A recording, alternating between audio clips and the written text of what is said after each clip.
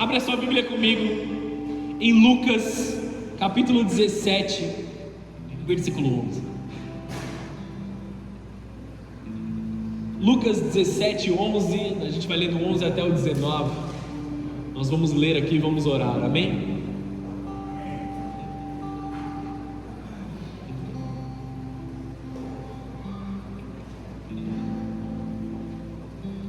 O texto diz assim: dirigindo-se a Jerusalém, Jesus chegou à fronteira entre a Galiléia e Samaria. Ao entrar num povoado dali, 10 leprosos, diga comigo, 10 leprosos, mantendo certa distância, porque eles não podiam se aproximar devido à doença deles, eles clamavam: Jesus, mestre, tenha misericórdia de nós. Ele olhou para eles e disse: vão, apresentem-se aos sacerdotes. E enquanto eles iam, foram curados da lepra. Jesus não os curou naquele exato momento, mas enquanto eles obedeciam à voz do Senhor, eles começaram a ser curados. E eu me perdi. Achei, versículo 15. Um deles, ao ver-se curado, voltou a Jesus louvando a Deus em alta voz. Lançou-se aos seus pés e agradecendo-lhe pelo que havia feito. Esse homem era samaritano. E Jesus perguntou: eu não curei 10 homens? Onde estão os outros 9? Olha para a pessoa que está do seu lado, com muito carinho nos seus olhos, e diga assim: aonde estão os outros 9? Ninguém voltou para dar glórias a Deus, exceto esse estrangeiro. E disse ao homem: levante-se e vá, a sua fé o curou. Até aí, amém? Feche os teus olhos por um momento, vamos orar. O texto diz que os 10 foram curados. Jesus, ele não curou apenas aqueles que voltaram. Jesus não curou apenas aquele que demonstrou gratidão, ou que viria a demonstrar gratidão na presciência de Jesus. Ele curou a todos. Esta é uma noite de cura e de libertação. Essa é uma noite de salvação. Essa é uma noite de transformação. Senhor Jesus, nós te pedimos por uma noite maravilhosa na tua presença, que esta palavra venha como um martelo, Senhor, quebrando toda a dureza dos nossos corações. Venha, Senhor, rompendo toda a barreira gerada nas nossas vidas, e que nós possamos, Senhor, ter olhos abertos e ouvidos abertos para compreender a plenitude daquilo que o Senhor tem para nós nessa noite. Em nome de Jesus, fala conosco de espírito a espírito. Os seus servos te ouvem nessa noite. Que todos os dias da nossa vida nós possamos voltar à tua presença em gratidão. Senhor Jesus, gera gratidão no meio da tua igreja, gera gratidão no corpo, gera gratidão nas famílias, gera gratidão em nós, sabendo que somente a tua presença é suficiente sobre todas as coisas, em nome de Jesus, amém e amém. Você pode dar uma salva de palmas ao Senhor?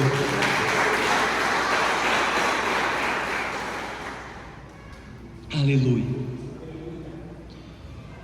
Amados, eu sou pastor dessa igreja há muito tempo, e não dessa aqui especificamente, mas no ministério Bola de Neve há muito tempo. Tempo suficiente para saber que nós não fazemos parte de uma igreja qualquer. Não me entendam mal, não quero menosprezar e diminuir as outras igrejas. Na verdade, nós conhecemos e já visitamos e já vimos muitos pastores sérios de muitas igrejas maravilhosas, mas eu admiro e eu invisto meu tempo, eu invisto a minha vida porque eu creio naquilo que nós estamos vivendo, eu creio na visão que foi colocada sobre a vida do apóstolo Rina, e nós damos continuidade aqui nessa cidade. Eu sempre admirei o ministério que nós estamos inseridos, pela seriedade dos homens e mulheres de Deus que trabalham na casa do Senhor e que ministram aqui. Você não irá a uma igreja bola de neve em que vão dizer que se você apenas comparecer aos cultos toda semana, você dizimar, você vai ter o seu lugar no céu, você pode comprar o seu lugar no céu. Não é isso que nós ministramos, não é isso que nós aprendemos, não é isso que nós vivemos. Sempre haverá uma ministração quanto à mudança de vida e um evangelho que realmente é cristocêntrico. Então eu preciso te dizer, coloca o capacete aí, eu preciso te pastorear nessa noite, amém? Nós precisamos nos arrepender e ter mudança de vida, mudança de comportamento. O foco das nossas vidas é viver para Cristo e crescer na presença de Deus, crescer naquilo que o Senhor tem para as nossas vidas. Amados, Jesus estava... Só um momento que aquela é a minha Bíblia. Faz esse favor para mim, obrigado. Voltando. Foca aqui em mim, por favor. Jesus estava ao caminho, em caminho. Jesus estava caminhando, Jesus estava indo para um lugar diferente. Sempre que Jesus está em movimento, sempre que Jesus está saindo de um lugar e indo para outro lugar, isso é um sinal de que algo diferente vai acontecer. Sempre que você vê que um ciclo está terminando, algo terminou de frutificar, existe uma poda, existe uma transformação para chegarmos em um novo lugar, amém? Jesus estava se movimentando, Jesus estava saindo de uma cidade, indo para outra cidade, e ele encontra 10 homens ali. Jesus estava a caminho de Jerusalém, e Jerusalém representa o lugar da consumação de propósito divino sobre as nossas vidas. Quando nós lemos o primeiro capítulo de Atos, nós ouvimos ali uma promessa, uma palavra de Jesus sobre nós. Ele diz assim: permaneçam em Jerusalém até que do alto sejam revestidos de poder, amém? Então permaneçam em casa, permaneçam na sua família, permaneçam em Deus, antes de vocês se auto-enviarem para alguma coisa. O reino de Deus não é um reino de auto-envio, é um reino de que você está sendo levado, você está sendo transferido para alguma coisa, amém? Debaixo de uma palavra, debaixo de uma visão, debaixo de uma ministração. Mesmo no caminho para a cruz, ele não deixou de atender os necessitados. Mesmo em meio à sua dor, ele ministrava as pessoas e ele transferia cura sobre a vida daqueles que o tocavam. Nós estamos em uma travessia, amados, e essa aqui era uma travessia para eles de uma certa forma improvável, porque eram judeus e eles estavam saindo ali de Samaria e entrando na Galileia. Eles estavam em um lugar onde não era comum para eles passarem, existia muito preconceito. Não dá para te explicar toda a situação entre as cidades ali, mas tinha uma rixa, tinha uma dificuldade deles ali, eles não se relacionavam muito bem.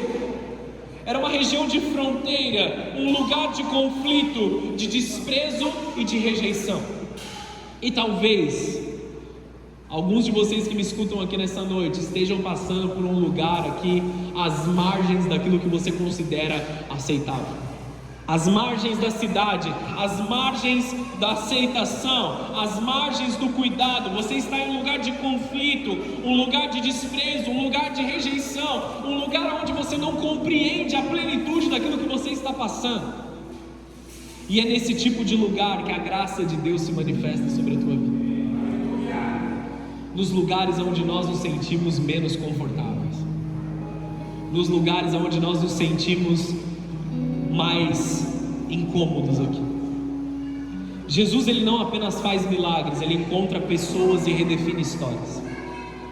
O que Jesus fez com esses 10 leprosos não foi apenas curá-los da sua doença, mas ele queria redefinir propósitos e redefinir histórias. Eu entrei na casa do Senhor buscando uma coisa. Vou contar, amém? Posso contar ou você não quer saber? Eu entrei na casa do Senhor porque eu tinha uma namorada.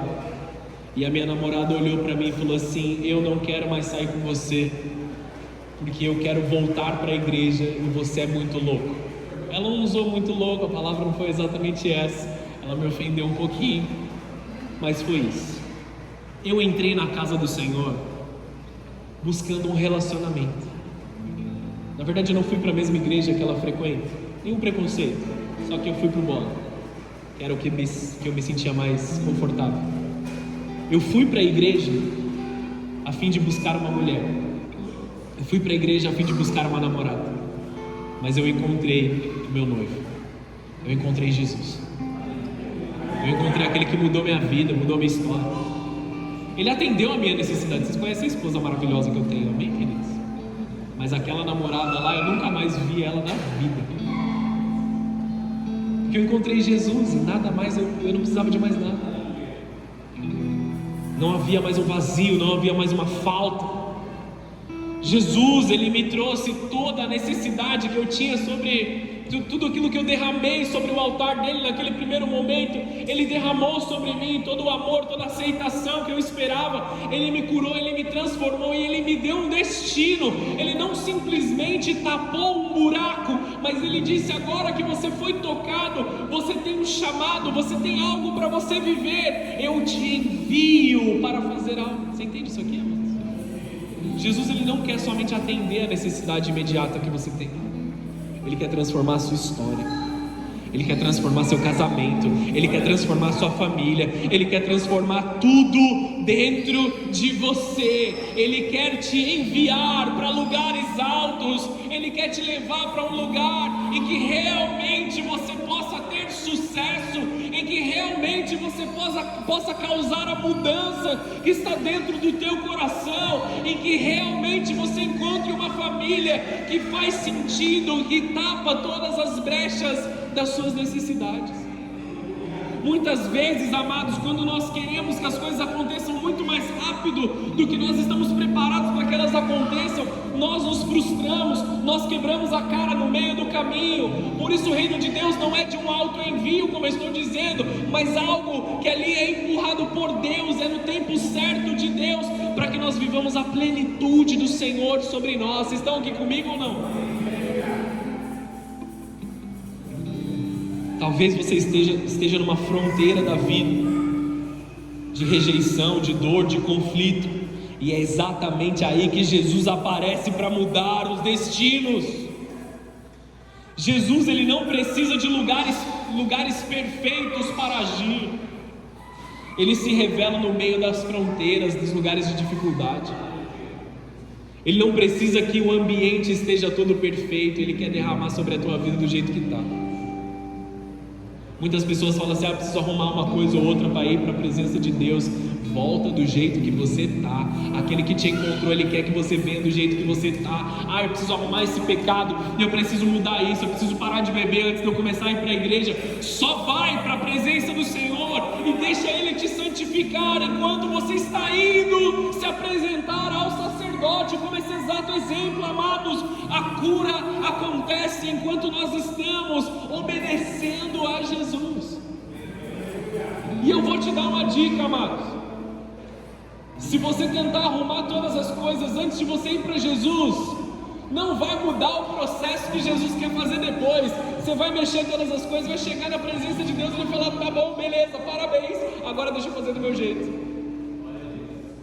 Então não gasta seu tempo não, cara. Vai até Jesus e deixa Ele fazer o melhor dele para a tua vida. O que Ele tem é muito melhor do que aquilo que nós conseguimos imaginar. A condição humana sem Cristo, ela é péssima. Vamos combinar. Talvez você saiba de onde você saiu, talvez você tenha convicção das coisas que você passou antes da sua vida em Cristo.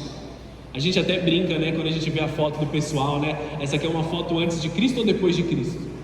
Essa tatuagem você fez antes de Cristo ou como que foi esse negócio aqui? Tem aquela zoeira, tem aquela brincadeira que nós olhamos e falamos assim: meu, que situação é essa? Como você estava? Algumas pessoas, depois que se convertem, até ficar mais bonito eles ficam. Não é uma promessa, amém? Não está na palavra de Deus isso. Não gere tanta confiança nisso, amém? Mas a condição humana sem Cristo ela é complicada. Os 10 leprosos, eles tinham uma doença física incurável naquela época, e eles tinham que viver num estado de isolamento social, um estado de isolamento espiritual e emocional. Para que eles não infectassem mais pessoas, eles eram excluídos da sociedade. Já falei várias vezes sobre isso. Eles eram excluídos da sociedade, eles não poderiam trabalhar, eles não poderiam frequentar a casa da sua família, e eles não poderiam ir ao templo. Eles estavam completamente isolados e afastados de tudo aquilo que era bênção para a vida deles. Vocês conseguem entender isso aqui? Muitos de nós, amados, estamos vivendo em uma situação de lepra espiritual nas nossas vidas, e aí somos afastados também pelas nossas escolhas daquilo que foi projetado e planejado para nos abençoar. Um estado de isolamento social, espiritual e emocional, e Jesus quer causar uma santa intervenção na tua vida nessa noite. Essa lepra, ela simboliza o pecador separado de Deus. Eles estavam à distância. A lepra não só mutilava o corpo, mas também a comunhão com as outras pessoas. Eles não podiam ter comunhão. A mentalidade deles era tocada, porque eles estavam afastados, eles estavam à margem da sociedade. O pecado nos coloca longe da presença e do povo de Deus, e isso nós não podemos permitir nas nossas vidas. A lepra te afasta das pessoas, mas o pecado te afasta de Deus. Quando nós estamos vivendo em pecado, nós estamos desconectados de Deus. Continua aqui comigo? Muitos leprosos, eles buscam outros leprosos para se esconderem e não mudarem. Amados, deixa eu te pastorear aqui, presta atenção no que eu tenho para te dizer. Muitas pessoas estão buscando comodidade nos seus pecados. Eu preciso estar confortável naquele algo ruim que eu estou vivendo. Muitos escolhem permanecer no seu pecado, mesmo sabendo que na casa do Pai existem trabalhadores que se alimentam muito melhor do que o filho pródigo. O filho pródigo estava decidindo comer das alfarrobas dos porcos naquele momento, até a hora que ele cai em si, volta para a casa do seu pai e passa a se alimentar melhor. Amém? Pregação de quarta-feira agora. Volta para lá no YouTube e assiste. Muitos leprosos, eles buscam outros leprosos para se encontrar. Tinha um grupo de 10 leprosos aqui, 10 homens que tinham lepra, e esse grupo de homens estava junto ali. Descontentes encontram outros descontentes. Para quê? Para reclamar. Dificilmente descontentes vão encontrar outros descontentes para adorar a Deus ali, para causar uma mudança. Como se um buraco estivesse atraindo outro buraco, um abismo atraindo outro abismo. Maledicentes encontram outros maledicentes para tramar pelas costas das pessoas. Fogem daqueles que estão se arrependendo e mudando os seus maus caminhos, porque isso significa que vão ter que fazer o mesmo. Muitos justificam a sua própria situação com coisas que não são de Deus. Eu faço o que eu quero fazer, ninguém paga minhas contas, ninguém manda em mim, ninguém faz isso, ninguém faz aquilo. Amados, nós precisamos dar atenção às coisas do Senhor, e por muitas vezes nós geramos desculpas para nós mesmos, para nos mantermos no pecado. Vocês estão entendendo aqui ou não? Pessoas encontram umas às outras para reclamarem, ao invés de adorarem a Deus. Muitos justificam sua própria situação com coisas que não são de Deus. Muitos só querem andar com quem está pior do que eles, para eles se sentirem confortáveis. Porque se eu andar com um homem que está se arrependendo, que conhece os seus pecados, que conhece as suas falhas, mas deposita isso no altar de Deus, eu vou ter que me arrepender também. Uma das pessoas mais desafiadoras para viver junto é aquela galera da academia, porque eles vão te incentivar a comer melhor, a treinar todos os dias, a tomar água. Amém? Posso te pastorear nesse momento aqui, queridos? Vou dar só um exemplo. E muitas vezes você, incomodado com algo que você sabe que você precisa fazer, você fala assim: é muito difícil eu tomar tudo aquilo de litro de água no dia. É muito difícil eu fazer isso, é muito difícil aquilo, é muito difícil aquilo. Amados, se tomar água é difícil no seu dia, o que vai ser fácil para você?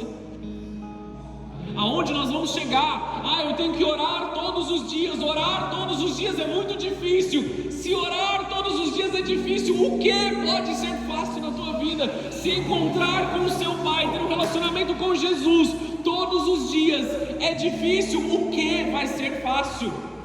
Vocês estão entendendo ou não? Aí você se sente confortável. Eu tentei ler a Bíblia uma vez, mas eu não entendi direito, então eu não vou ler mais. Estou confortável aqui no meu pecado. Eu não entendo quando eu leio. Busque alguém que te ajude. Pergunte.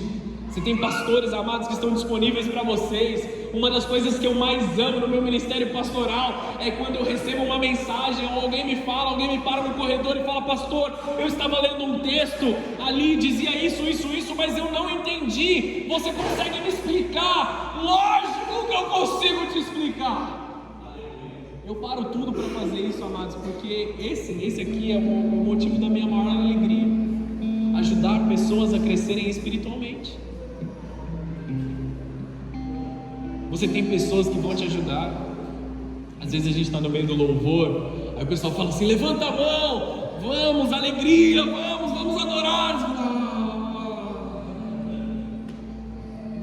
Querido, se esse espaço que nós separamos aqui para adorar a Deus é difícil de nós adorarmos, se é difícil você estar na casa do Senhor, o que pode ser fácil para nós?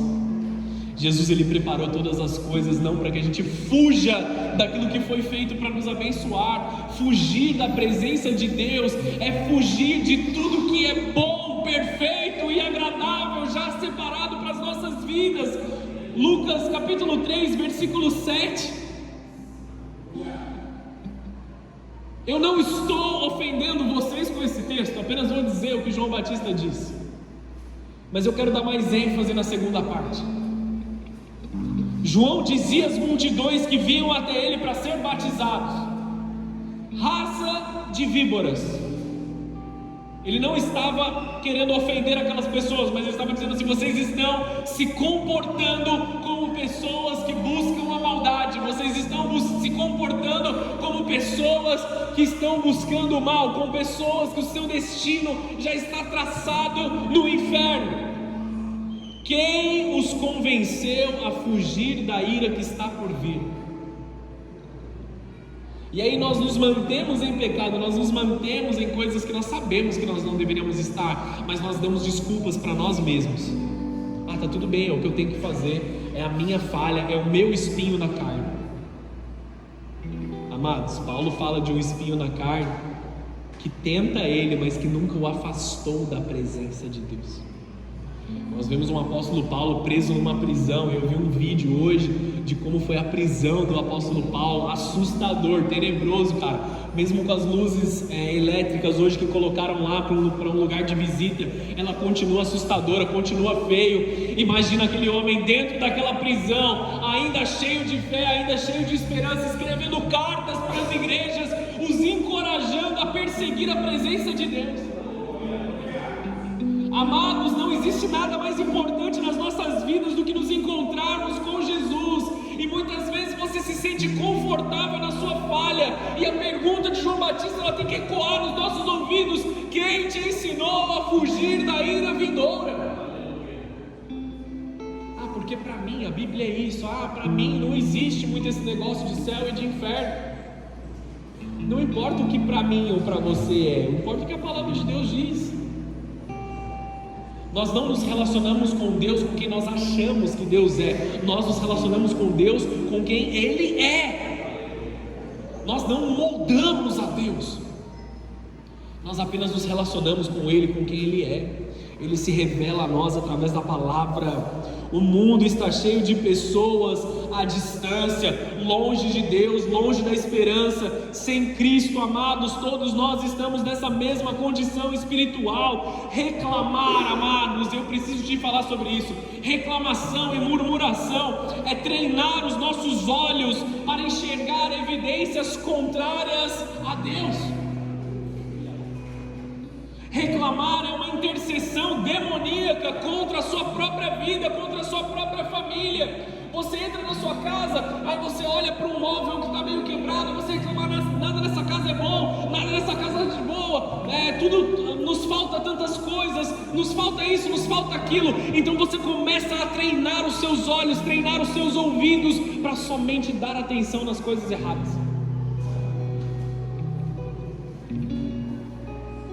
Aí você vai para o seu ambiente de trabalho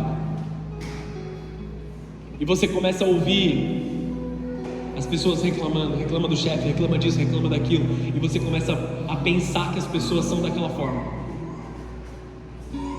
Quantas e quantas vezes eu não ouvi pessoas dizendo mal sobre as outras pessoas ao meu redor, e aí quando eu fui conhecer aquela pessoa, eu falei: cara, que cara gente boa, que pessoa legal. Se eu tivesse dado ouvidos a esse fulano, eu nunca teria feito uma boa amizade, eu nunca teria me conectado com tal pessoa que ajudou no meu destino profético, que me ajudou a crescer na minha carreira, que me ajudou a mudar as coisas. Nós ouvimos pessoas reclamando simplesmente por reclamar, treinados nos seus olhos e ouvidos para ver somente as coisas erradas.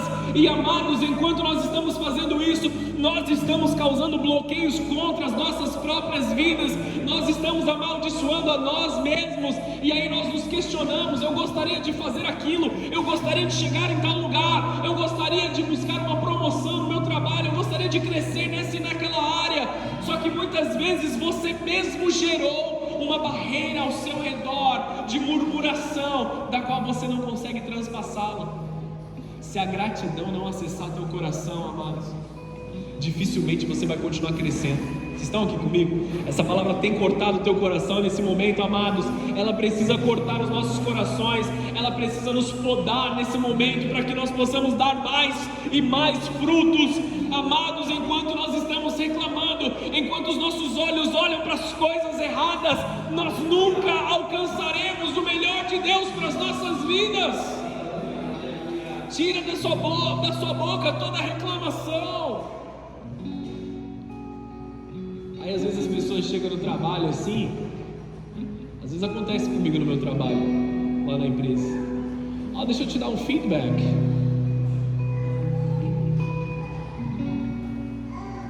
São coisas que me fazem perder horas do meu trabalho, simplesmente ouvindo ali coisas que nem sentido não fazem. É uma visão errada. Muitos deles não são cristãos, amém? E a gente consegue compreender. A gente vai e fala assim: cara, não faça isso, não olhe dessa forma, não veja desse jeito. Algumas delas se tornam no evangelismo, aí a parte legal. Mas amados, nossos olhos têm que estar treinados a enxergar a glória de Deus. A criação revela a glória de Deus em todas as coisas. Deus tem que ser glorificado em todas as coisas. Existem coisas que nós temos que arrumar, sempre existirão. Existem coisas que precisam ser arrumadas na sua casa, existem na minha também. Eu vejo coisas erradas todos os dias. Às vezes uma coisa quebra, um chuveiro quebra, a gente tem que trocar alguma coisa ali, ou outro dia aparece. Existem coisas erradas na igreja que elas precisam melhorar. Óbvio, senão estaríamos morando todos com Jesus nesse exato momento. Mas os nossos olhos precisam estar em Cristo e não nas coisas passageiras. Que as coisas passageiras não nos impeçam de nos conectar com o Pai. Eu estava lá no meio do louvor, mas tinha um irmão lá viajando no celular. Acontece. Isso te impede de adorar a Deus, amados? Coloca os teus olhos em Cristo. Coloca os teus olhos em Cristo. Deixa as outras coisas de lado. teve um barulho, teve isso, teve aquilo. Coloca os teus olhos em Cristo, coloca a tua vida em Cristo, amados. Nós não temos mais tempo a perder, nós precisamos correr para os encontros com Jesus. Existe um clamor daqueles que querem sair do seu lugar de lepra, amados, do seu lugar de afastamento. Os leprosos, eles olharam Jesus de longe, eles não tinham ousadia para se aproximar, eles começaram a dizer: Jesus, mestre, tem misericórdia de mim. Eu sou tão falho quanto todas as outras pessoas. Jesus, tem misericórdia de mim, me conecta na tua presença. Eles reconheceram Jesus como mestre. Eles não pediram justiça, mas eles pediram misericórdia. Eles não pediram que aqueles que machucaram eles, que afastaram eles, que diminuíram eles fossem punidos. Eles pediram pelas suas próprias feridas.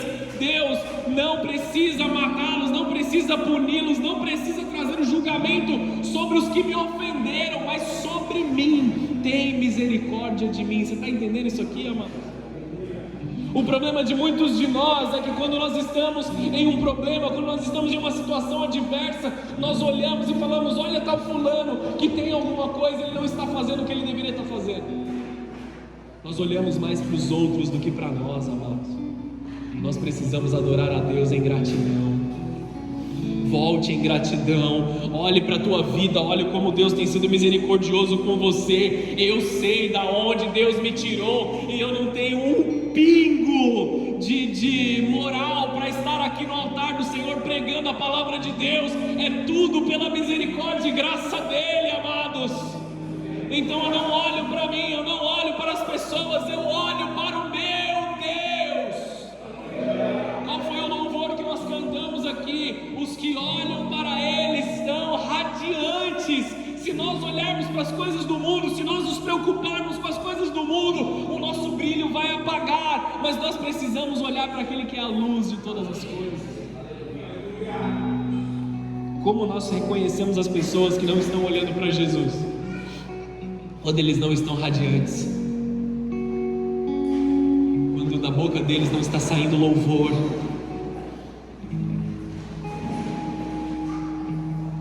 Eles reconheceram Jesus como mestre, não pediram justiça, mas misericórdia, não aceitaram permanecer na sua situação. Muitos encontram conforto no desconforto, ou tornam isso um motivo de piada contra eles mesmos, usando de um humor como uma forma de fuga. Amados, é duro que eu vou te dizer, mas muitos de nós estamos em situações ruins, porque nós escolhemos permanecer nessas situações. Eu sei que isso pode te ofender nesse momento. Olha o que o pastor falou, caramba, meu Deus. Mas muitos de nós escolhemos o sofrimento, porque nós estamos confortáveis com o sofrimento. Sabe quem pode mudar as coisas na sua vida? Você dando um passo em direção a Jesus. Você buscando disciplina, você buscando a presença dEle, você virando a direção em direção a Jesus. Eu entendo que as coisas não têm sido fáceis, eu entendo que as dificuldades têm vindo sobre você, eu entendo que o mundo é mau, assim como é mau para mim, mas se eu permanecer olhando para estas coisas, nada vai mudar. Nós precisamos virar o caminho em direção a Jesus. Quando você avistar Jesus, não deixa Ele passar. Não deixa Ele passar sem Ele te tocar. Não deixa a presença de Deus passar sem que Ele te toque. Eles estavam em unanimidade no clamor. Todos eles clamavam juntos. Entenda uma coisa, o silêncio é cumplicidade com a derrota. Até de longe, amados, levante a sua voz para Jesus. Se você viu um pinguinho da presença de Deus, levante a sua voz. Enquanto você permanecer em silêncio, enquanto você não levantar a sua voz pedindo ajuda, nada vai mudar. E você está escolhendo permanecer, amados. Escolha ir até Jesus. Mateus capítulo 4, versículo 16. Tomar um gole de água para me acalmar aqui. Mateus capítulo 4, versículo 16. O povo que vivia na escuridão viu uma grande luz, e sobre os que viviam na terra, onde a morte lança sua sombra, uma luz brilhou, e a partir de então Jesus começou a anunciar a sua mensagem: arrependam-se, pois o reino dos céus está próximo. Uma luz brilhou no meio da escuridão. E aí Jesus, ele se mostra como a solução. E qual que é a primeira pregação de Jesus em Mateus 4, amados? Esse aqui é o primeiro momento que ele se manifesta como um mestre para ensinar. E ele fala assim: arrependam-se. Ai, não prega sobre isso, prega sobre coisas boas, pastor. Prega sobre bênção, prega sobre os milagres, prega sobre... Tudo isso vem da palavra de Deus, mas começa em arrependimento. Não existe nenhuma bênção senão a bênção de estar na presença de Deus. Os pecados geram separação dele, os pecados geram a dor, geram o distanciamento, geram o sofrimento. Quando nós estamos nele, ele habita em nós, amados. Então deixa a luz de Jesus brilhar no teu coração, para que você identifique aquilo que você precisa mudar. E quando você identificar aquilo que não tem que permanecer no teu coração, busque ajuda. Busque a ajuda das pessoas dessa igreja, busque a ajuda dos seus pastores, busque a ajuda de Jesus em oração todos os dias. A luz vem para revelar muitas coisas que não podem ser vistas aos nossos olhos. Muitas pessoas dizem assim: agora que eu estou na igreja, eu não posso fazer mais isso, eu não posso mais beber, eu não posso mais fumar, eu não posso fazer mais isso, mais aquilo. Mas eu preciso te dizer, amados, você nunca pôde. Não é porque você está na presença de Deus agora que se tornou um pecado. Sempre foi pecado, sempre foi errado. A palavra de Deus, ela sempre existiu. Ela existe antes de mim e de vocês. Não é porque agora eu estou na igreja que eu tenho que parar. Nunca foi permitido, nunca te abençoou, nunca foi legal para você, nunca fez sentido para a tua vida. Só que agora você entende o porquê. Agora as coisas mudaram. Muitos dizem: agora que eu estou... Opa, desculpa, texto errado. Porque a primeira coisa que Jesus prega é arrependimento, é uma mudança de vida. Jesus, sem Jesus, sem a luz dele, ele vem para expor aquelas falhas do mundo. Se nós não temos a luz de Cristo em nós, amados, nós não conseguimos ver os erros, nós não conseguimos ver aquilo que realmente tem que mudar nas nossas vidas. E aí eu preciso te dizer, em primeiro lugar, vem a obediência a Deus. Isso precede todas as coisas.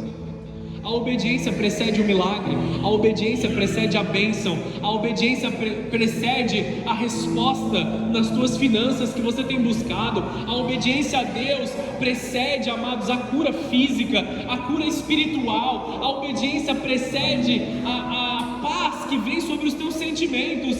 Não existe evangelho, não existe graça sem um compromisso de obediência com Jesus. Você pode dizer amém para isso?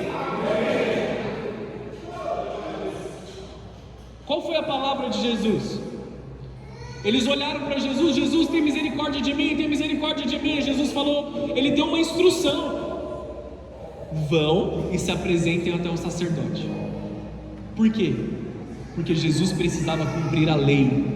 A lei dizia que para uma pessoa ser considerada saudável de novo da lepra, depois dela ter tido lepra, ela precisava ir até o sacerdote para que houvesse uma análise do sacerdote. Então ele era reintegrado na sociedade. O que Jesus queria fazer? Ele não queria somente aliviar aquela situação momentânea, ele não queria só dar um alimento, só limpar superficialmente a doença daqueles homens. Ele queria reintegrá-los na plenitude da sociedade, reintegrá-los no templo, reintegrá-los na comunidade da igreja, reintegrá-los na sua família e no seu trabalho. Reintegrá-los. Agora eu falei direito. Ele queria trazer essas pessoas de volta para todos os lugares que elas foram expulsas. Jesus, ele vê todas as coisas a longo prazo, amados. Nós olhamos e falamos assim: se eu tivesse R$1.000 a mais, R$2.000 a mais, eu resolveria meu problema. Só que Jesus está pensando em algo a longo prazo. Se eu tivesse 1 hora a mais no meu dia, eu resolveria todos os meus problemas. Jesus, ele está olhando a longo prazo. Vão e se mostrem aos sacerdotes. Jesus não toca aqueles homens. Jesus não sopra sobre eles naquele momento, eles não são curados naquele momento. Eles são curados enquanto eles estão caminhando em obediência, enquanto eles correspondem uma palavra e uma ordem clara de Jesus. Não houve uma manifestação imediata e visível. Eles poderiam duvidar de Jesus. E amados, muitas vezes nós duvidamos. Existem palavras sobre as nossas vidas que nós deixamos elas não se cumprirem porque nós não estamos vivendo em obediência. Continua aqui comigo. Amados, eu preciso te pastorear nesse momento. O milagre aconteceu enquanto eles obedeciam, enquanto eles caminhavam. Muitos deles podiam ter pensado assim: por que você está falando agora para eu caminhar até o sacerdote? Eu já podia ter feito isso antes. Sim, já podia. Já podia ter buscado a Deus antes. Isso é uma coisa simples demais, eu poderia ter feito por mim mesmo. É aí que a gente se perde muitas vezes, porque nós achamos que o Evangelho ele precisa ser algo complexo. Para que eu entenda a palavra de Deus, eu preciso comprar um curso de teologia e dividir em 10 vezes no cartão. Não, amado. Você pode abrir a tua Bíblia na tua casa, você pode abrir a tua Bíblia agora e ler um texto e receber a palavra de Deus sobre o teu coração. O Evangelho é simples, o Evangelho é prático. Muitas das coisas que são complexas demais não são espirituais, amados. Nós esperamos algo elevado demais, nós esperamos algo ali sobrenatural demais, e nós perdemos o básico que Deus tem para as nossas vidas. Um princípio espiritual: a fé se prova no caminho da obediência. Obedecer vem antes de ver, andar sem evidência imediata. Você precisa colocar uma panela no fogo vazia antes que o alimento venha. Um exemplo só, amém? Para não ter que usar o exemplo de sempre, de andar sem que o chão esteja lá. Nós andamos sem a evidência dos nossos olhos, confiando na palavra, confiando na promessa. Quantos primeiro querem ver para depois obedecer? O milagre não aconteceu quando Jesus falou, mas enquanto eles obedeciam. A fé não é esperar para ver, não é esperar ver para andar, mas andar para ver. Nós podemos até imaginar os 10 andando entre eles ali, já com uma consciência cauterizada, já reclamando entre eles, porque a vida deles era uma reclamação. Eles estavam completamente isolados da sociedade, e eles reclamam entre eles: quem esse cara pensa que ele é? Quem esse Jesus pensa que ele é? Ele não conhece a minha história. Quem ele acha que ele é para me mandar ir lá até o sacerdote? Ele não sabe o que eu passei, ele não sabe o que eu vivi. Não é esse o argumento que todo mundo usa? Não conhece da minha vida, não sabe o quanto eu sofri para estar aqui. Só que enquanto eles caminhavam até o sacerdote, as feridas na pele começaram a curar. O mau cheiro não estava mais lá. A lepra é uma doença que corrói toda a pele. Então nós podemos imaginar homens que já não tinham nem a ponta do nariz mais, a orelha já não existia mais. Aí um irmão ora para o outro e fala assim: sua orelha voltou. Eles começaram a ver a cura de Jesus na vida deles. Quando nós caminhamos em obediência, mesmo que inicialmente nós não creiamos, mesmo que a gente não concorde com a palavra que nos foi dada, amados, a bênção de Deus vem sobre as nossas vidas. Talvez você não concorde com aquilo que Jesus te pediu, só que obedecer é viver os milagres do Senhor. Esse homem que voltou para glorificar a Deus, ele era o menos esperado para glorificar. Ele era um estrangeiro, ele era samaritano, ele não era parte do povo, ele não era parte do povo da promessa. Ele reconhece o milagre, ele glorifica a Deus em voz alta, ele se prostra aos pés de Jesus em gratidão. Um estrangeiro, um improvável, um desprezado, mas ele foi o único a expressar uma gratidão verdadeira, amados. Muitos recebem as bênçãos e seguem a vida como se ela nada tivesse acontecido. Esses homens, eles poderiam ter sido curados e voltado para o trabalho. Eu estou curado, agora eu posso trabalhar.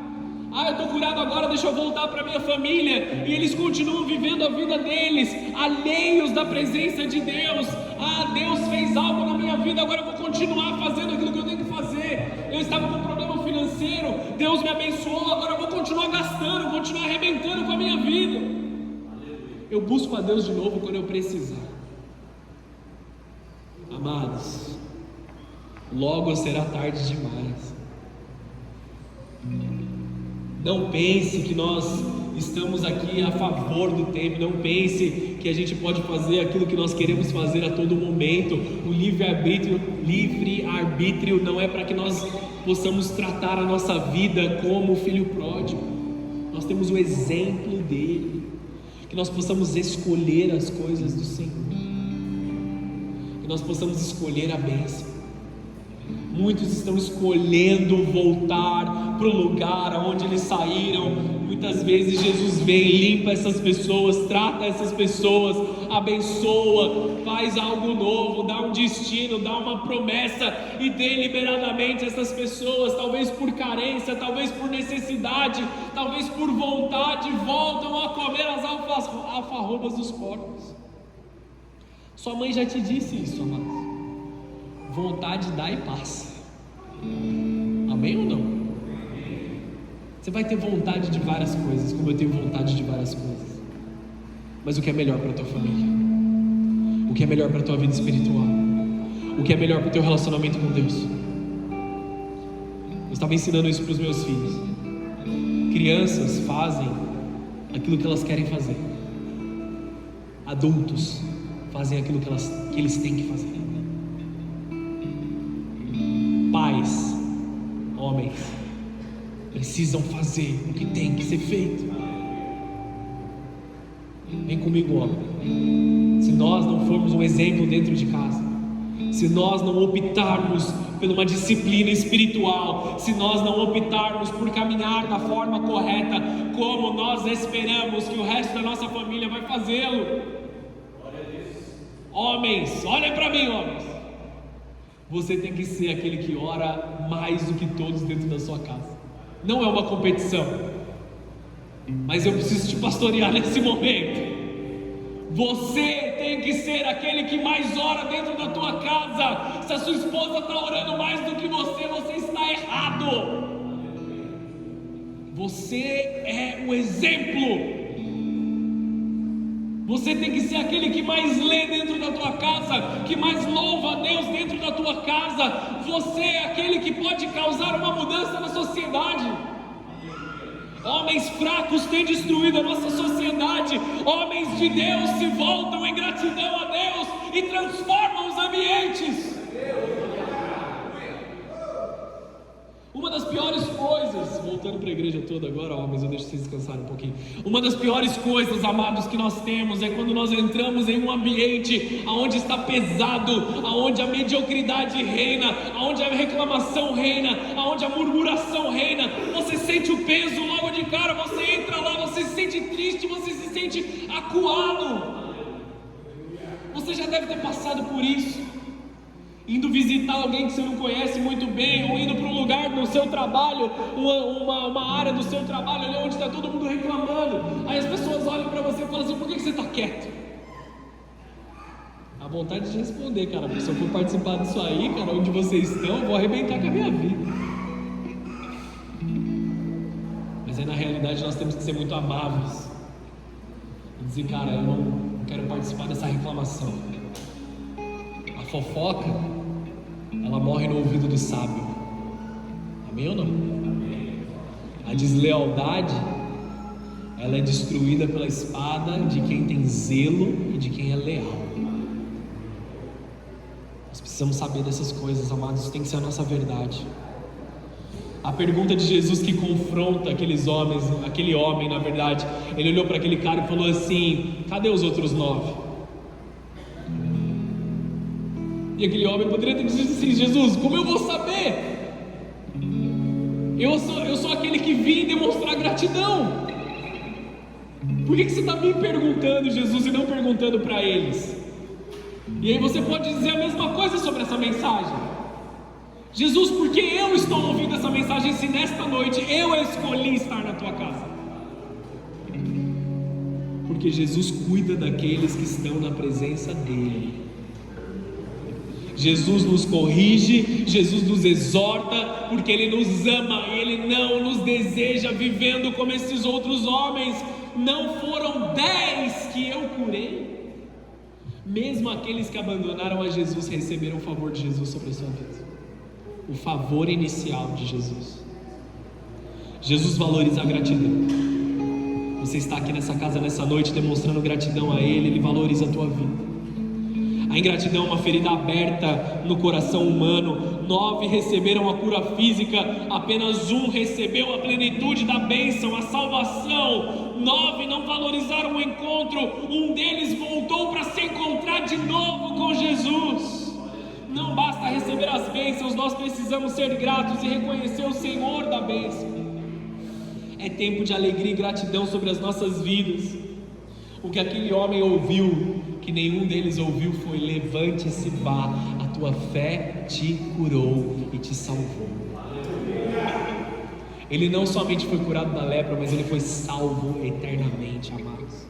A vida dele foi transformada. Ele usa a palavra sozo, que significa cura, libertação, salvação completa, uma cura no corpo, na alma, uma salvação eterna, uma fé obediente, um coração que agradece. Ele recebeu a plenitude da salvação sobre a vida dele. O maior milagre não é a cura física, mas a salvação eterna em Cristo. A gratidão abre portas para a plenitude de Deus. Não só palavras de agradecimento, mas atitudes de agradecimento. Pessoas são ajudadas, mas não dão continuidade, permitem se perder novamente, não honram o sacrifício feito. Gratidão não é um sentimento ocasional, é um estilo de vida que atrai a presença de Deus. O maior milagre não é a cura do corpo, mas a salvação da alma. Amados, nessa noite nós precisamos redefinir o que significa bênção. Bênção é estar na presença do nosso amado. A verdadeira bênção não é a cura física, é a presença de Deus no meio de nós. É o contato com o encontro. Muitos se encontram, mas não continuam se encontrando com Jesus. Mateus capítulo 28, versículo 20, para encerrar. Ô louco. Mateus 28, 20. Ensinem esses novos discípulos a obedecerem a todas as ordens que eu lhes dei. E lembrem-se disso: estou sempre com vocês até o fim dos tempos. Sobre aqueles que obedecem, sobre aqueles que concordam com a palavra, mesmo sem entender, sobre aqueles que colocam em prática, mesmo parecendo esquisito demais, mesmo não parecendo benéfico em primeiro momento. Se você concorda, se você é um discípulo de Deus, a promessa é: estou com vocês até o fim dos tempos. A promessa é a presença de Deus, não a ausência de dor, não a ausência de dificuldade. A gratidão nasce da compreensão correta da graça. Eu não mereço, mas Ele me deu. Eu merecia ser julgado e ser lançado ao fogo do inferno, mas a misericórdia dele veio sobre a minha vida e eu fui salvo. Gratidão é cultivada em uma vida de adoração. Gratidão precisa ser expressa em ações, amado. Eu quero te incentivar, enquanto eu finalizo essa mensagem, a ter uma atitude de gratidão na tua vida. Não basta você falar sobre a tua gratidão. Não basta você dizer que você é grato a Deus. Você precisa ter uma expressão de gratidão. Não basta você... Parênteses aqui no que eu estou falando. Quem aqui gosta de futebol? Quem aqui se irrita com o pessoal que gosta de futebol? Levanta a mão com força aí. Eu sei que tem gente aqui, eu também sou assim. Por que a gente se irrita com os caras que gostam de futebol? Eu trouxe a galera junto comigo, né? Porque eles estão assistindo o jogo, eles não conseguem ficar quieto. E aí eles gritam, eles soltam fogos, eles viram cambalhota, eles chutam a televisão. Acontece. Não o pessoal aqui, que o pessoal aqui é crente, amém? Aqui ninguém faz isso. Porque eles estão felizes que o time dele está ganhando. Quando quando nós estamos na presença de Deus, amados. Amém. Aleluia. Glória a Deus. Baixinho, ninguém vai me ver, não vou nem suar, não vou nem me manifestar. A gente não consegue torcer pro nosso time só. Vai lá, remeta. A gente tem que se exaltar. Nós estamos na presença de Deus, nós temos que demonstrar que nós estamos na presença de Deus. Se desgaste na presença do teu amado. Demonstre que você está feliz por estar na presença de Deus, não para as pessoas que estão aqui, para Ele. Você já separou esse tempo para estar na igreja. O leproso, ele não simplesmente diz assim: Deus, obrigado, eu sou grato. Deus ouviria a voz dele na distância. Ele voltou até Jesus para demonstrar gratidão. Ele não enviou uma mensagem, ele foi dizer, olhando no olho de Jesus: eu sou grato pela tua presença, eu sou grato pelo toque. Então demonstre a sua gratidão de forma prática ao longo dessa semana. Uma mensagem para alguém que tocou a tua vida, um presente simples, um ato de serviço, uma oferta de amor, algo que você vai fazer para a vida de alguém, amados. Algo que você vai entregar para o seu irmão, para o seu pai, para aqueles que cuidaram, para aqueles que tiraram você de um lugar difícil, para aqueles que te aconselharam, que te discipularam, que cuidaram de você. Esse é o tempo de demonstrarmos gratidão. Gratidão é a resposta natural ao Evangelho. Vá, tua fé te salvou. Seja grato no seu estilo de vida. Paulo escreve para a igreja de Tessalônica: em tudo dai graças. Feche os teus olhos, abaixa a sua cabeça.